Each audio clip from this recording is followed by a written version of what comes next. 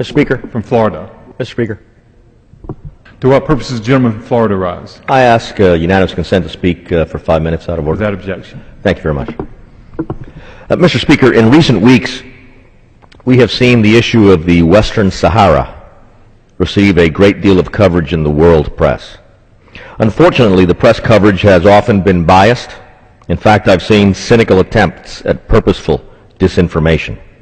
I think it's important that we remember history. Let's not forget that while the Sahara was under Spanish colonial rule, only Morocco laid claim to that territory as its own. The Kingdom of Morocco repeatedly claimed the Western Sahara and demanded the end of Spanish colonial rule.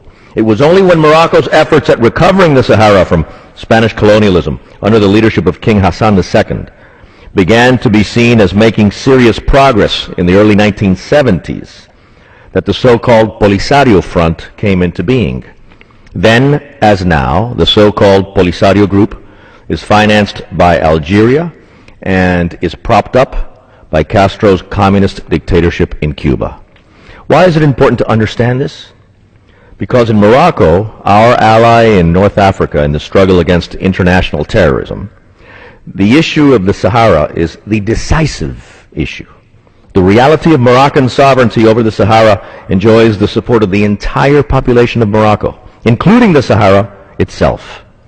In other words, the issue of the Sahara is the sine qua non, the necessary ingredient for stability and peace in that country of strategic importance in North Africa, our friend and ally Morocco. King Mohammed VI and his negotiating team have demonstrated great courage and patience in dealing with this critical issue so closely tied to the security of the entire region. Let us never forget that a make-believe and illusory, a fake microstate in northern Africa would be led by a Castro-Cuban-formed political class which would constitute a minority of the population even within the fake microstate, but would control it through Castro-style repression. Let us never forget that such a microstate would serve as a focal point of regional instability and destabilization, as well as an exporter of terrorism. For over a decade, Mr. Speaker, Morocco has agreed to grant a genuine and profound autonomy to the Sahara under Moroccan sovereignty in order to reach a realistic and definitive solution to this problem.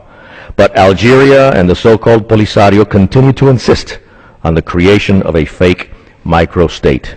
Majorities in this Congress, comprising both Republicans and Democrats, have spoken clearly in support of our ally Morocco's position on this critical issue in letters we have sent first to President Bush and then to President Obama.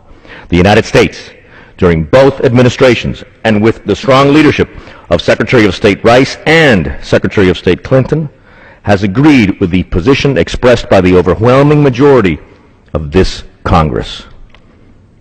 The future of America's struggle against international terrorism and the stability of Northern Africa require that the government and the Congress of the United States continue to stand firmly and clearly with our friend and ally, the Kingdom of Morocco.